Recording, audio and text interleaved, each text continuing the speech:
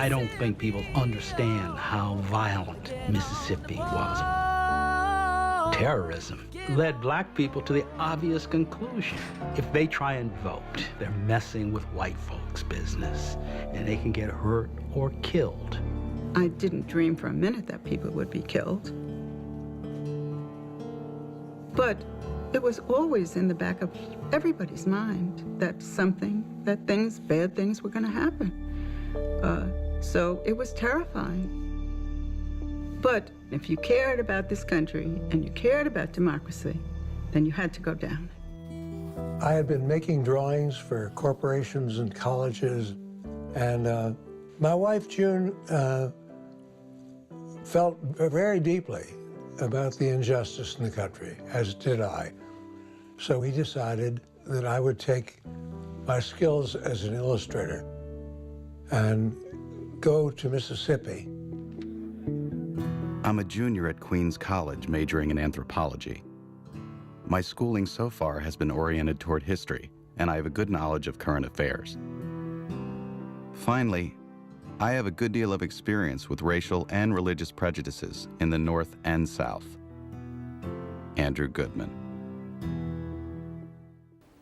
You just saw a clip from the new PBS documentary, Freedom Summer, and it airs on PBS June 24th. Again, this week will mark the 50th anniversary of the historic movement that helped change the political landscape, not just in Mississippi and the South, but the nation. Now, more than 700 college students, who were mostly from the North, they packed up and they headed to the Deep South to try and change the segregated political framework that permeated from the top legislative level down all the way to the bottom. The students, they canvassed for voter registration at the time. Less than 7% of African Americans were registered to vote. The student volunteers created Freedom Schools, which taught African American history, a subject that was banned in the state's public school system. And they also established the Mississippi Freedom Democratic Party. And the party challenged the state's Democratic Party at the National Convention. Civil rights activist and Mississippi sharecropper Fannie Lou Hamer, she served as a delegate at the convention in an attempt to unseat the all-white delegation. The push in Mississippi spanned over the course of 10 weeks, and the effort was a violent one. Michael Schwerner, a Pelham native of Westchester County and a graduate of Pelham Memorial High School, he was one of the 3 that were killed while investigating a church burning. He set out to investigate with James Earl Chaney and Andrew Goodman. All 3 men were missing, and their bodies later found buried beneath a dam. Now, despite the deadly and violent consequences, hundreds were committed to the effort. Director, writer, and producer Stanley Nelson, he spoke with me earlier today about his new documentary, Freedom Summer, and here's part of our conversation. Stanley, thank you very much for the time. I appreciate it. Thank you. Obviously, this story has national, if not international, appeal to it, but there's a local connection to our viewerships. And before we talked about the film, talk about the connection to a Michael Schwerner. We're obviously approaching that 50th anniversary of the Freedom Riders, but talk about him and a Pelham native.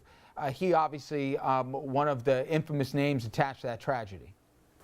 Yeah, well, Michael Schwerner was, Mickey Schwerner was a New Yorker who had gone down to Mississippi to help organize Freedom Summer, and then went back to Oxford, Ohio for the training, along with Andrew Goodman, who was also from New York, and African-American native Mississippian, James Chaney, who went back down to Mississippi early. They went down a day before the actual volunteers were going down because a church had been bombed, and they went down to investigate, and they immediately disappeared.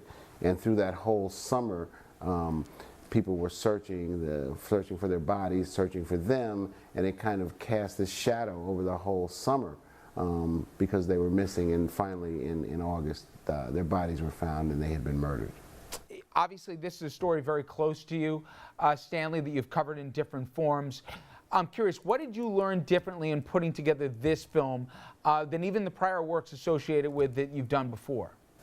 Well, this is the first film that is really situated, in Mississippi in the 1960s. So, I mean, I learned so much. I learned about what Mississippi was like, which I think is incredible. And most people who see this film will learn something new. That Mississippi was, even in terms of the South, Georgia, Alabama, Mississippi was a special case.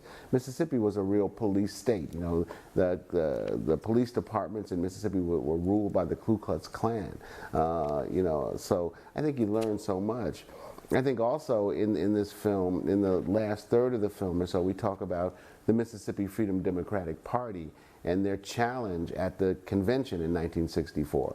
So Mississippi sends an alternate delegation, which is organized by Freedom Summer, of an integrated delegation to the Democratic National Convention to challenge the all-white delegation from Mississippi. And it's just an incredible story. They have a great case. They have they get a high-powered Washington lawyer to volunteer to be their attorney. Martin Luther King speaks in their behalf. Rita Schwerner, whose husband was murdered, speaks in their behalf. And one of the great heroes of the civil rights movement that most people don't know about, Fannie Lou Hamer, who was a native African-American Mississippian who was a sharecropper and had been thrown off her land for trying to register to vote. She's like the cleanup hitter. But one of the things that is just amazing about this whole story is Lyndon Johnson is working behind the scenes to stop them, to stop their challenge. And what's so enlightening for me and so many other people, I think, will be that Lyndon Johnson recorded his phone calls. So you hear, how politics works. You hear Lyndon Johnson trying to work behind the scenes to shut down the challenge from the African Americans from Mississippi. And you hear Lyndon Johnson on the phone saying, do whatever you can do, but don't bring my name into it. Don't let anybody know that I'm part of this. Also as it relates to history, I think sometimes we conflate things, and I think the idea of the Freedom Riders and the Freedom Summer Volunteers were the same thing, but they weren't. The Freedom Riders had an idea of what they were walking into, but I think in the film you'll show that a lot of college kids, these Freedom Summer Volunteers, had no idea what they were walking into. And obviously the movement started well before '64, but that summer that's the focus of this film, it's not one homogeneous population. You got different groups with, I guess, different expectations.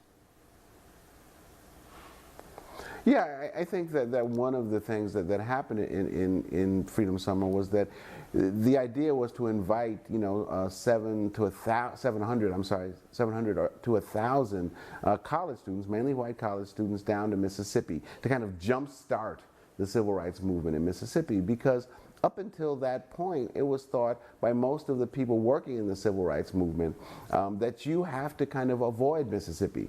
We'll work our way up to Mississippi, but we're not ready in 1964 to kind of take on Mississippi, because Mississippi is too violent. But certain groups, this Student Nonviolent Coordinating Committee and CORE, the Congress of Racial Equality, said no. We've got to go into Mississippi, and we've got to go in now, because we're in the right.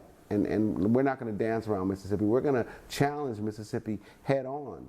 And that will bring the publicity and the attention to Mississippi that will hopefully negate the violence. And Stanley, you talked about the sustained violence. It wasn't just the horrific murder of those 3 college kids. This went beyond this. You're talking about 35 churches were burned down. You had 70, whether it be homes or community centers.